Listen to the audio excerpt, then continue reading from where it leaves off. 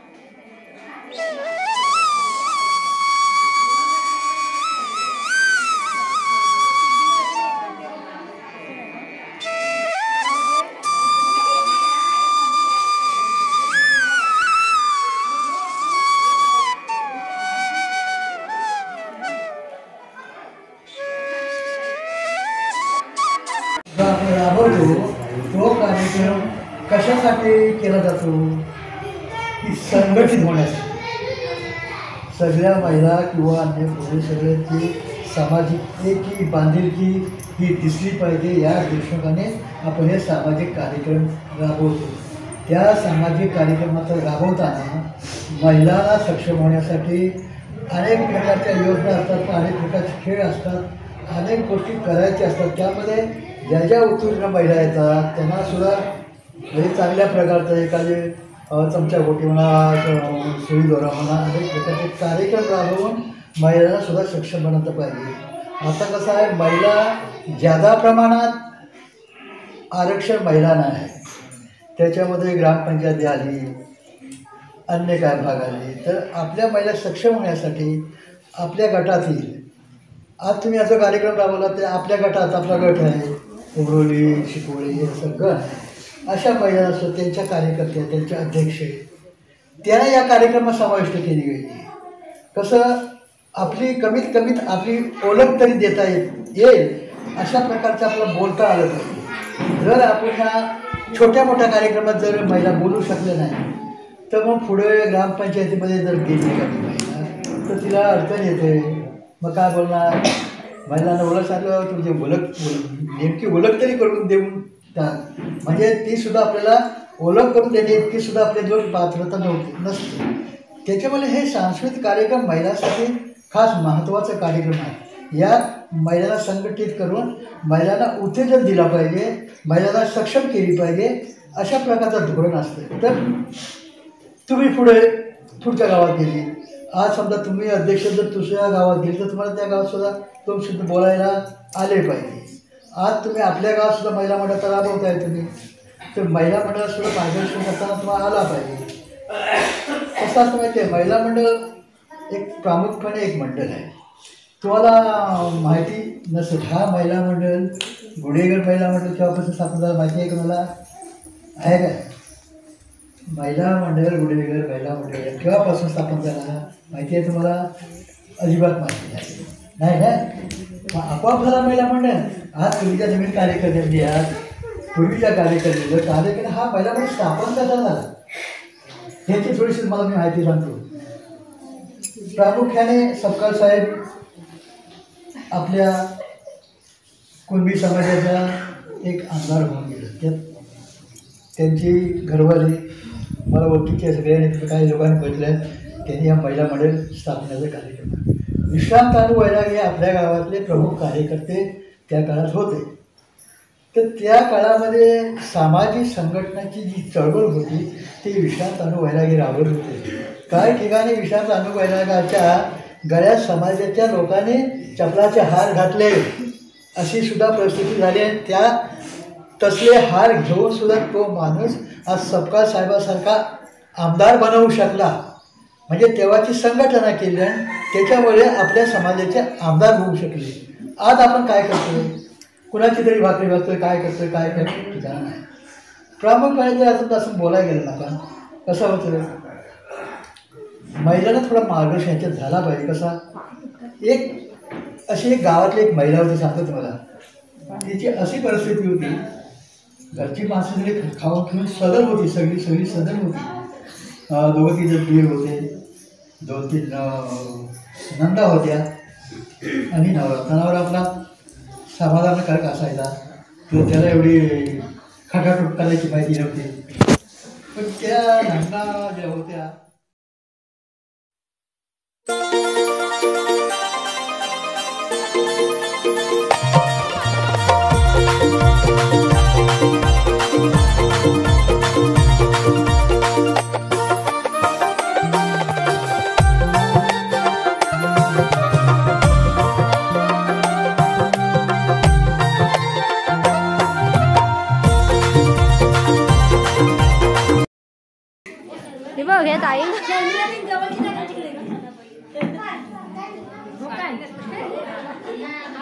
विना कदम भार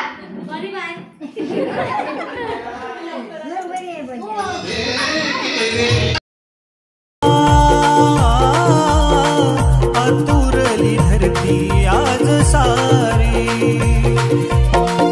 श्रावण आला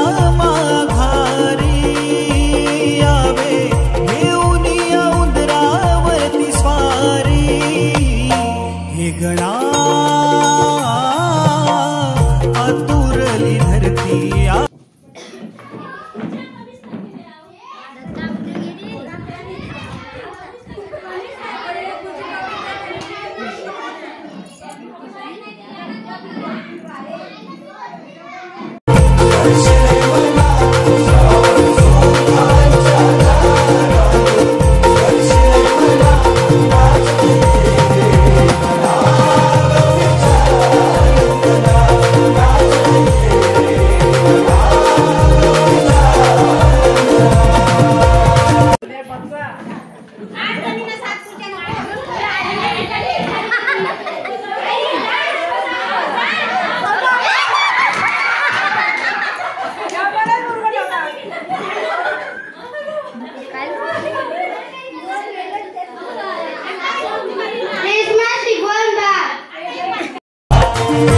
आयुष्य सोडे इतके लांब सावे क्षण सारे आयुष्यातील मोदका परिभावे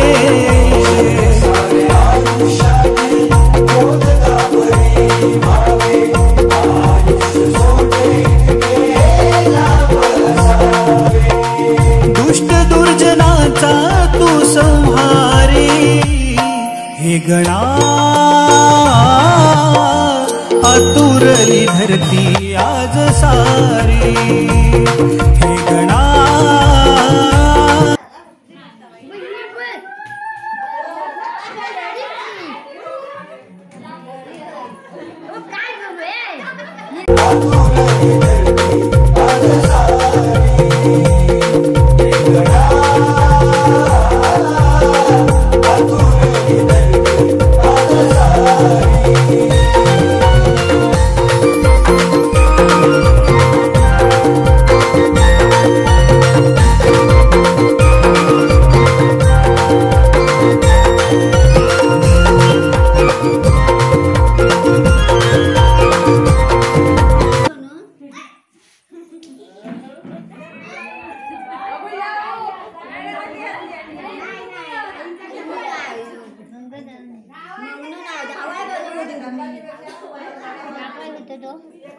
तुझ्या शिकवण बाळ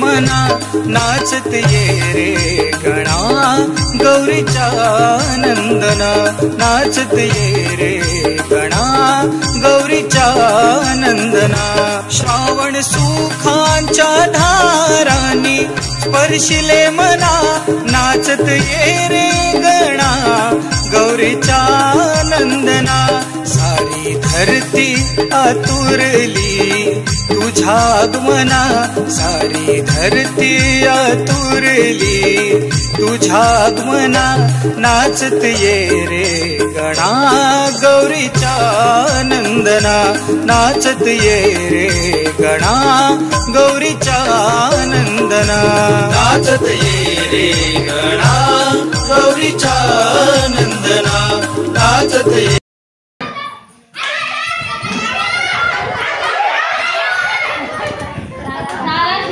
झालेली आहे.